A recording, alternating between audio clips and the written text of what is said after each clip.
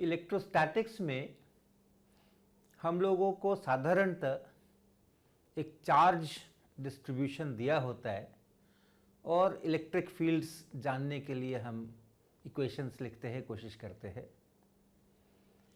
Conductors ऐसे material होते हैं जिनके आसपास अगर चार्जेस हों या कोई इलेक्ट्रिक फील्ड हो तो उस कंडक्टर के सरफेस पर चार्ज बंटता है, चार्ज अपीयर करता है। अगर न्यूट्रल कंडक्टर है तो किसी तरफ प्लस, किसी तरफ माइनस, और वो ऐसा बढ़ता है ताकि कंडक्टर के अंदर में हर जगह फील्ड जीरो हो जाए। लेकिन ये कैसे बढ़ता है, सरफेस चार्ज डेंसिटी क्या होती है, ये हमें पता नहीं होता।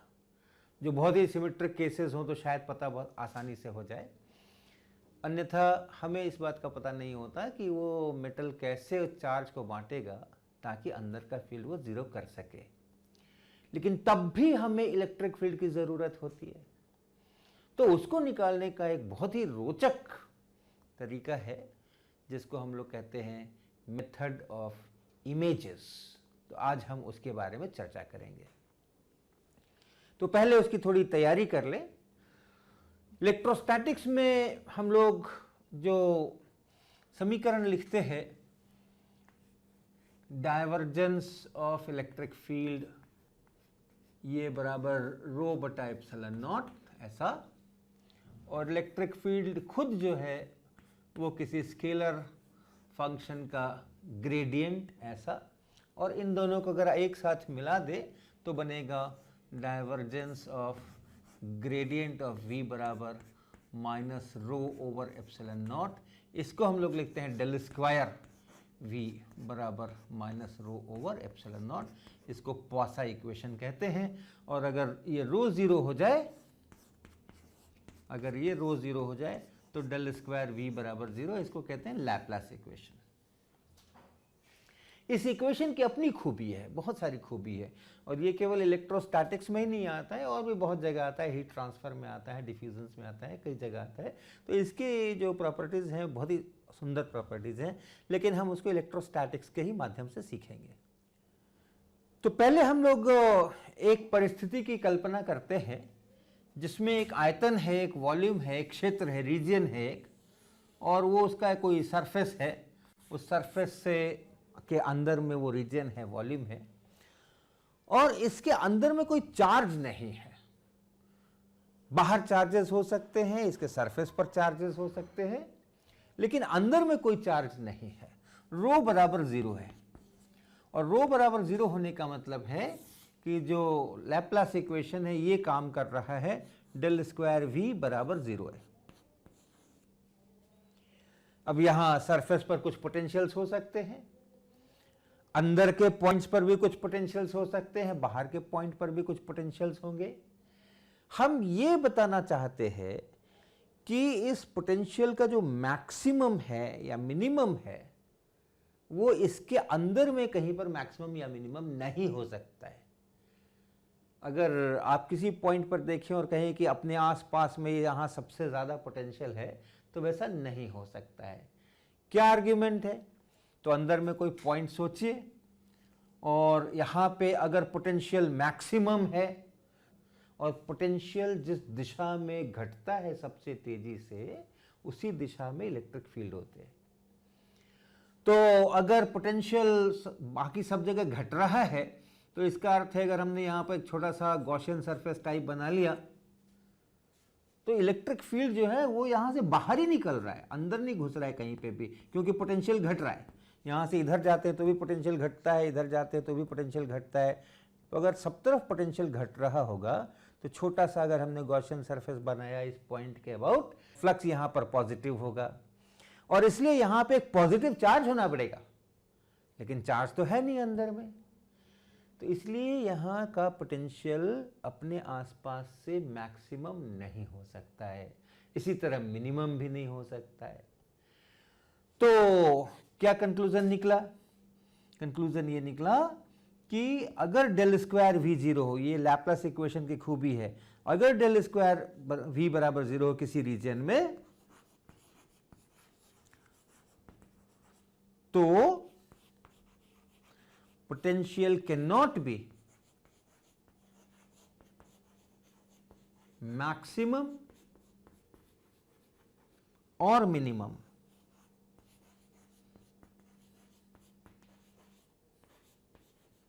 In that reason. बार बार मैं इसका उपयोग करूंगा। पोटेंशियल का मैक्सिमम मिनिमम जो होना है वो सरफेस पर ही होना है, अंदर में नहीं होना है।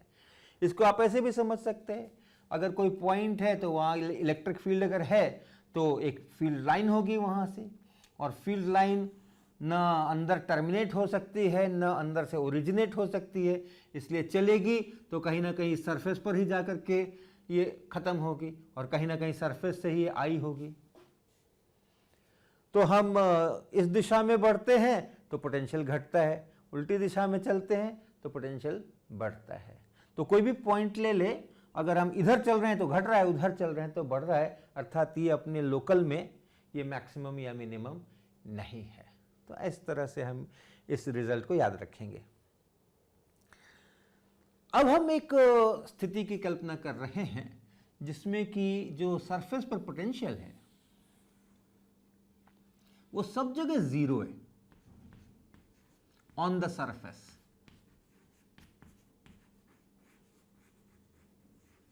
तो जो अंदर का पोटेंशियल है चार्ज नहीं है, लैप्लास लॉ इस्तेमाल होगा यहां भी, अंदर में वॉल्यूम में कोई चार्ज नहीं है, जो चार्जेस हैं आउटसाइड हैं या सरफेस पर हैं। तो अंदर में लैप्लास इक्वेशन का यहां भी पालन हो रहा है और सरफेस पे सब जगह पोटेंशियल जीरो है। तो अंदर में पोटेंशियल के बारे में हम क्या कह सकते हैं? अंदर में कहीं पर पोटेंशियल पॉजिटिव या नेगेटिव हो सकता है क्या? नहीं हो सकता है, क्योंकि ये सब जगह पे जीरो है और v का जो मैक्सिमम है वो अंदर में तो हो ही नहीं सकता है, उसको सरफेस पर ही आकर के मैक्सिमम होना पड़ेगा। तो इसका मैक्सिमम जीरो है और मिनिमम भी जीरो है, इस पूरे पोटेंशियल का मिनिमम भी जीरो है, क्योंकि अंदर में मिनिमम भी नहीं हो सकता है। मिनिमम को भी कहीं ना कहीं सरफेस पर ही आकर के मिनिमम होना है और सरफेस पे हर जगह v बराबर जीरो ही है। तो इस पूरे इंटीरियर के अंदर में अगर ऐसा हो जाए कि सरफेस पर जीरो है और अंदर में चार्ज नहीं है, then v is zero everywhere in the volume.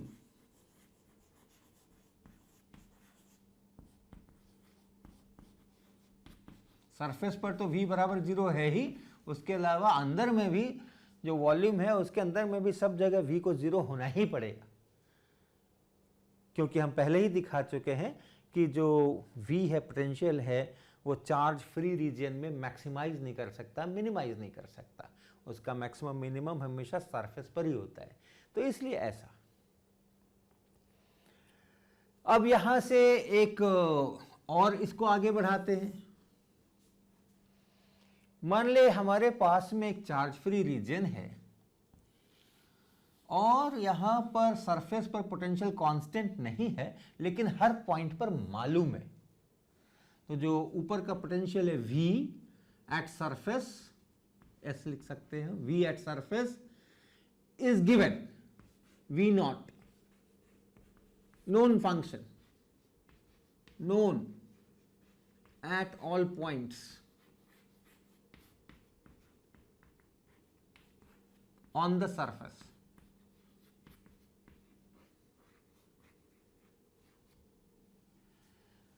मगर बदल सकता है, यहां कुछ और, यहां कुछ और, यहां कुछ और, ऐसा हो सकता है, लेकिन जो है, वो फिक्स्ड है, वो नोन है, वो दिया हुआ है। तो इसके फिर अंदर का जो पोटेंशियल है उसकी हम चर्चा करेंगे। अंदर में अभी भी हम चार्ज फ्री रीजन लेके चल रहे हैं, सो डेल स्क्वायर भी यहां भी जीरो ही है इस वॉल्यूम के अंदर में। क्या अंदर जो पोटेंशियल है उसका फॉर्म यूनिकली स्पेसिफाइड है या अलग अलग किस्म के पोटेंशियल फंक्शन संभव है? सरफेस पर जाकर के यही पोटेंशियल हो जाना चाहिए, लेकिन अंदर में अलग अलग फंक्शनल फॉर्म हो, ऐसा संभव है क्या? उत्तर है कि ऐसा संभव नहीं है। और क्यों नहीं है, हम इसको देख सकते हैं इस प्रकार से कि अगर मान लीजिए संभव है तो एक v1r ये एक खास फंक्शनल फॉर्म है, exponential sine cosine square root power 3/2, denominator numerator कुछ एक खास फंक्शन है v1r, इसके अंदर के वॉल्यूम की बात कर रहे हैं। और अगर ये जो पोजीशन लिख रहे हैं वो सरफेस पर चला जाए तब उसको इतना हो जाना है। और एक दूसरा फंक्शनल फॉर्म भी मान लीजिए संभव है, v2r।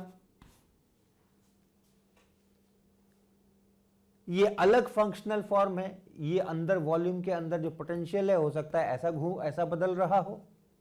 ये भी r अगर आप सरफेस वाला पोजीशन रख देंगे तब यहां उतना ही आ जाना चाहिए, क्योंकि सरफेस का पोटेंशियल तो फिक्स्ड है।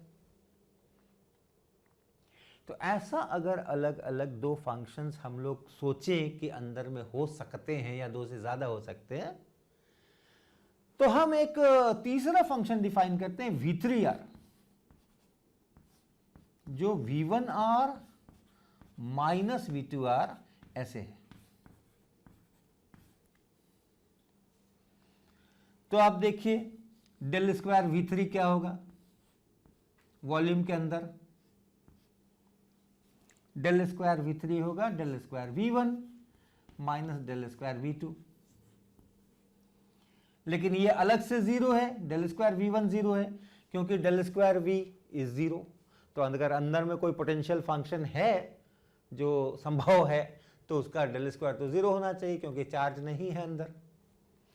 और इसी तरह से डेल स्क्वायर v2 को भी जीरो होना पड़ेगा, क्योंकि वो भी एक पॉसिबल पोटेंशियल हम कह रहे हैं। तो अर्थात del square v3 is zero. और सरफेस पर v3 का क्या हालत है, v3 एट सरफेस, किसी भी पॉइंट पर पहुंचिए सरफेस के किसी भी पॉइंट पे, तो सरफेस का पोटेंशियल तो फिक्स्ड है। v1 को भी उतना ही होना पड़ेगा और v2 को भी उतना ही होना पड़ेगा उस पॉइंट के ऊपर। इसलिए सरफेस के पॉइंट्स के लिए हर जगह v3 at surface will be zero. Surface का पोटेंशियल जीरो नहीं है, सरफेस का पोटेंशियल तो है। जो हमने कहा ये एक पॉसिबल पोटेंशियल हो सकता था, इसका मान ऐसा होना पड़ेगा सरफेस पर जो यहां दिया हुआ है।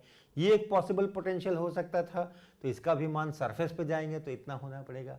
लेकिन अगर हम v1 माइनस v2 करेंगे तो चूंकि दोनों का मान उतना ही होना पड़ेगा किसी सरफेस के पॉइंट के लिए, तो इसलिए v3 बराबर जीरो होना पड़ेगा। अब हम किस परिस्थिति में आ गए, अब हम इस परिस्थिति में आ गए, डेल स्क्वायर v जीरो है और v सब जगह जीरो है सरफेस के ऊपर। और तब हमने कहा कि सभी जगह पूरे आयतन में v को जीरो होना पड़ेगा, क्योंकि v का कोई मैक्सिमम मिनिमम नहीं हो सकता। डेल स्क्वायर v अगर जीरो है और यहां सभी जगह अगर जीरो है और अंदर में मैक्सिमम मिनिमम हो नहीं सकता है, जो मैक्सिमम मिनिमम होना है वो सरफेस पर ही होना है और सरफेस पे सभी जगह जीरो है, तो इसलिए टोटल अंदर में इंटीरियर में हर जगह जीरो होगा। यही परिस्थिति यहाँ है, डेल स्क्वायर v3 का मान पूरे वॉल्यूम में जीरो है और v3 का मान पूरे सरफेस पर जीरो है, इसलिए पूरे वॉल्यूम में भी v3 का मान जीरो होगा। सो v3 is zero at all points in the volume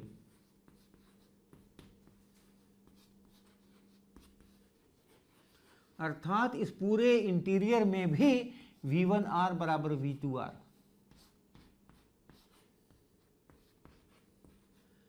यानी दो अलग अलग फंक्शनल फॉर्म्स नहीं हो सकते हैं। v is uniquely specified in whole of the volume. अगर ये सरफेस का पोटेंशियल मुझे दे दिया जाए और चार्जेस नहीं है इतना बतला दिया जाए, तो सभी जगह एक ही प्रकार का फंक्शनल फॉर्म होगा, दो अलग अलग किस्म के पोटेंशियल फंक्शंस अंदर नहीं हो सकते। अगर ये जीरो न होता अंदर का चार्ज डेंसिटी, तब कुछ ऐसा कह सकते थे क्या हम? ये भी बड़ी रोचक बात है। हम कह सकते थे, ऐसा ही कह सकते थे।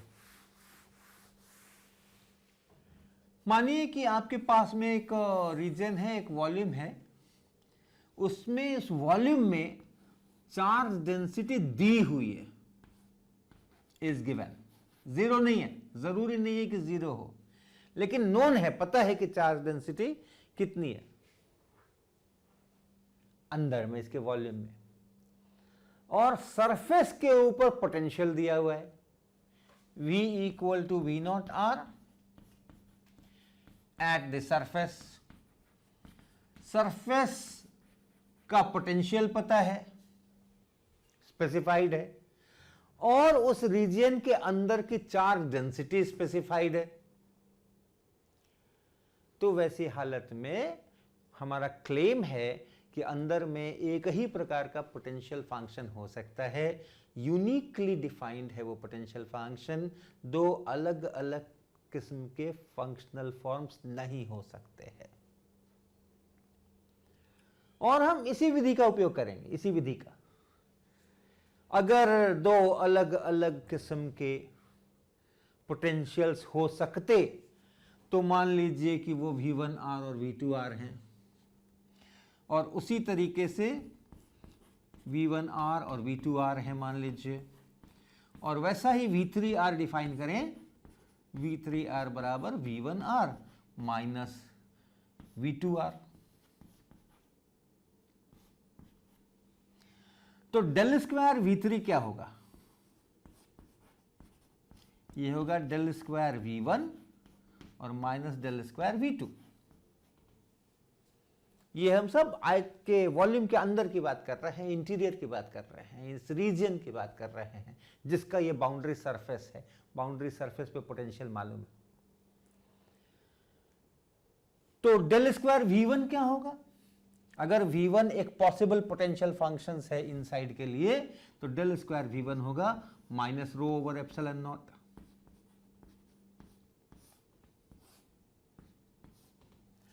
क्योंकि डेल स्क्वायर V बराबर minus rho by epsilon not. और इसी तरह अगर V2 एक पॉसिबल पोटेंशियल फंक्शन है, तो वैसी हालत में डेल स्क्वायर V2 ये भी minus rho over epsilon not.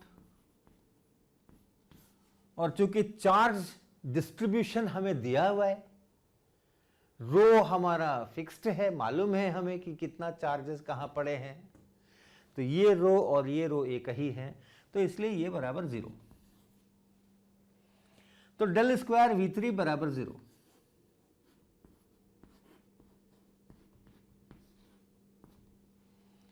और जो सरफेस पर आप जाएं, V3 at surface, V3 at surface, तो V3 है वो V1 माइनस V2 है, और सरफेस के हर पॉइंट पे पोटेंशियल स्पेसिफाइड है, दिया हुआ है। तो किसी भी पॉइंट पर होंगे तो V1 को भी उतना ही होना है, V2 को भी उतना ही होना है, क्योंकि सरफेस का पोटेंशियल तो दिया हुआ है। इसलिए V3 बराबर 0 होगा सभी जगह पे।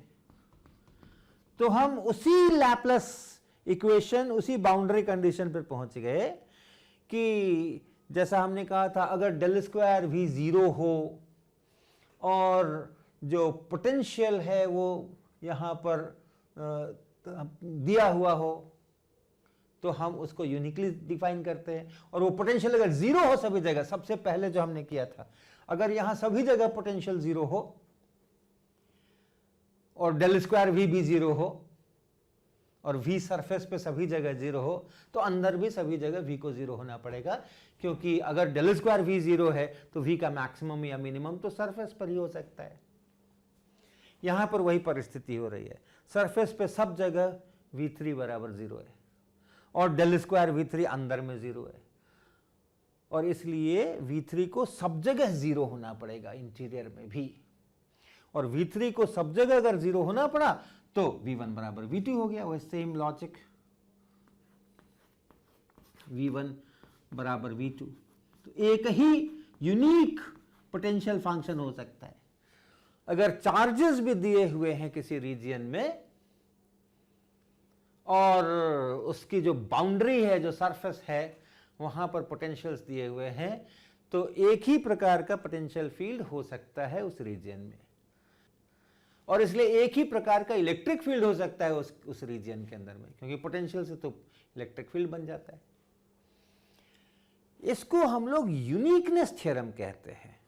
भांति भांति की चीज़ें की गई हैं, सभी यूनिकनेस थ्योरम के ही पार्ट्स हैं। ये जो स्टेटमेंट था इसको भी यूनिकनेस थ्योरम कहते हैं, ये जो स्टेटमेंट है इसको भी यूनिकनेस थ्योरम कहते हैं।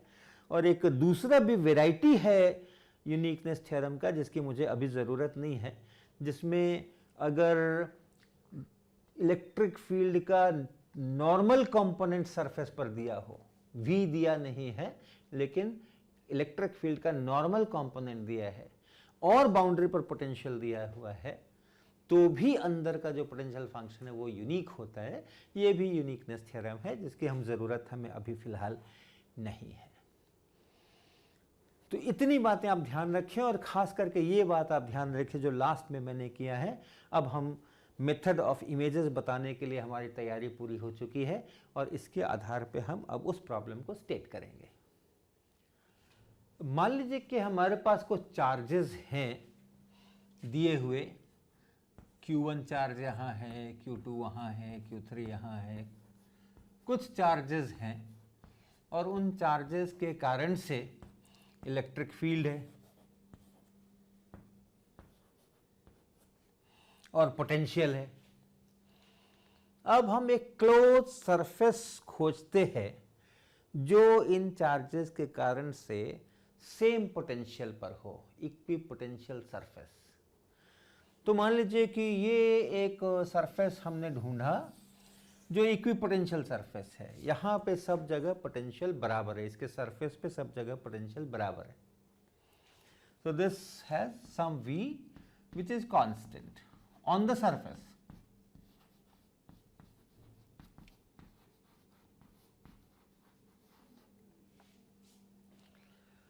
और अब हम एक रीजन की कल्पना करें जो इस इक्विपोटेंशियल सरफेस के बाहर हो, यानी इसको हम कह रहे हैं अपना इंटरेस्ट का रीजन।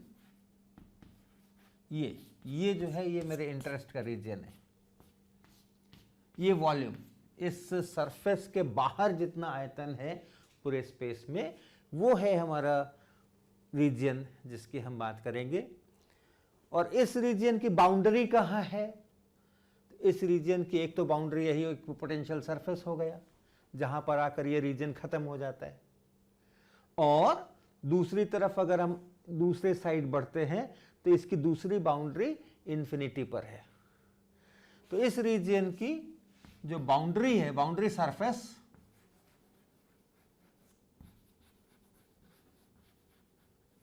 वो एक तो ये S है, इसको अगर हम S कहते हैं तो एक तो S है और इसके अलावा इन्फिनिटी, सरफेस एट इन्फिनिटी, ये इसकी बाउंड्री है। इसके बीच में ये पूरा आयतन है, इस बाउंड्री के बीच में।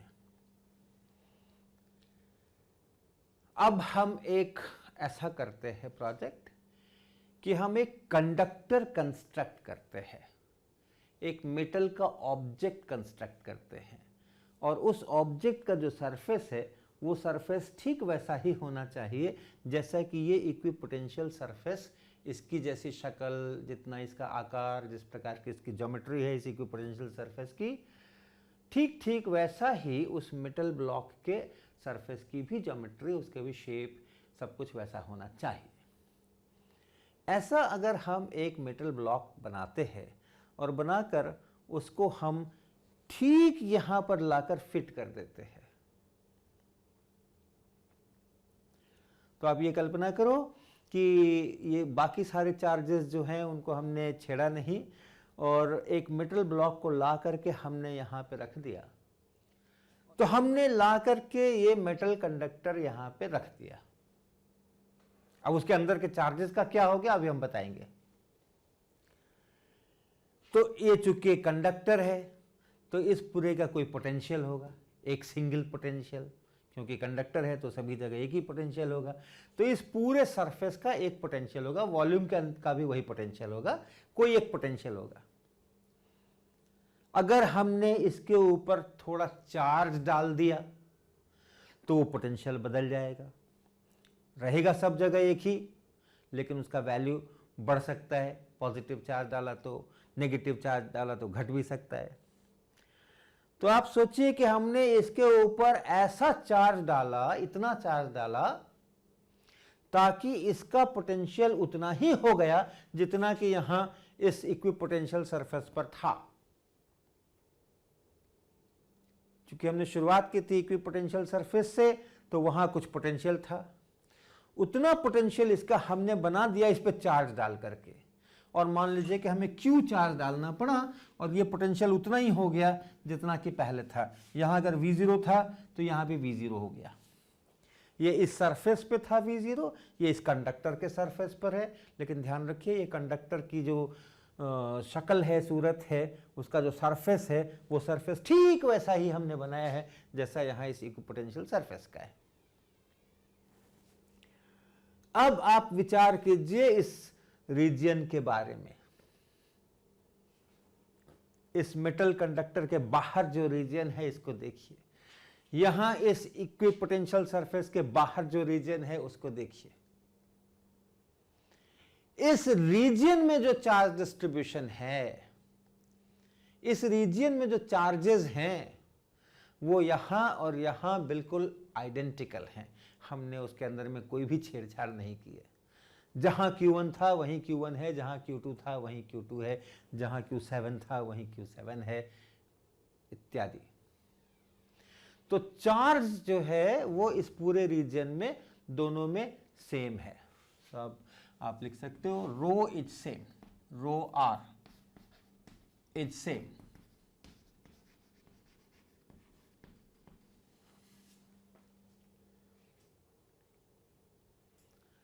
और रीजन की जो बाउंड्री सरफेस है उस पर पोटेंशियल का सोचिए। एक बाउंड्री सरफेस है S, इस रीजन की बाउंड्री सरफेस है ये S, इस रीजन की बाउंड्री सरफेस है ये S। यहां जो पोटेंशियल है V0, यहां भी वही पोटेंशियल है V0। दूसरा बाउंड्री सरफेस इंफिनिटी पर है, यहां भी उस सरफेस पर पोटेंशियल 0 है, यहां भी उस पोटेंशियल 0 है उस सरफेस पे।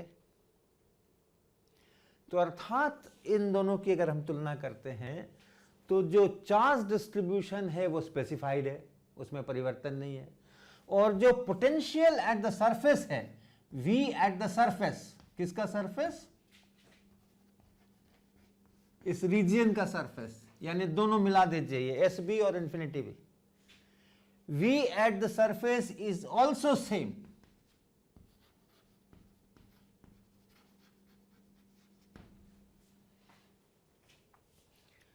और हम लोगों ने तैयारी प्रकरण में ये कर लिया था कि अगर किसी रीजन में चार्ज डिस्ट्रीब्यूशन फिक्स्ड हो, दे दिया जाए, स्पेसिफाइड हो, और बाउंड्री सरफेस पर जो पोटेंशियल है वो भी फिक्स कर दिया जाए, वो भी दे दिया जाए, तो उस रीजन में दो किस्म के पोटेंशियल फंक्शंस नहीं हो सकते हैं, दो किस्म के इलेक्ट्रिक फील्ड्स नहीं हो सकते हैं।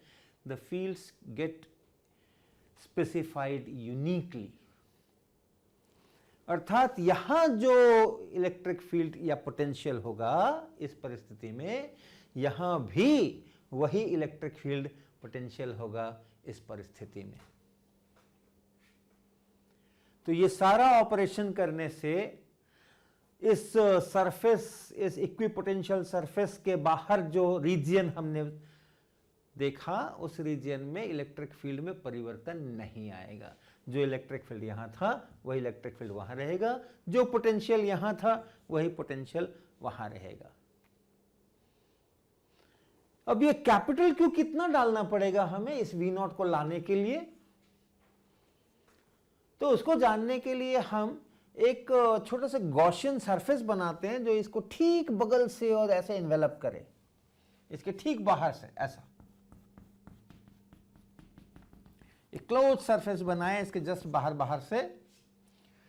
और यहां कुछ इलेक्ट्रिक फील्ड है, कुछ इलेक्ट्रिक फील्ड है यहां, जो भी है, जिधर भी है, जिस भी दिशा में है।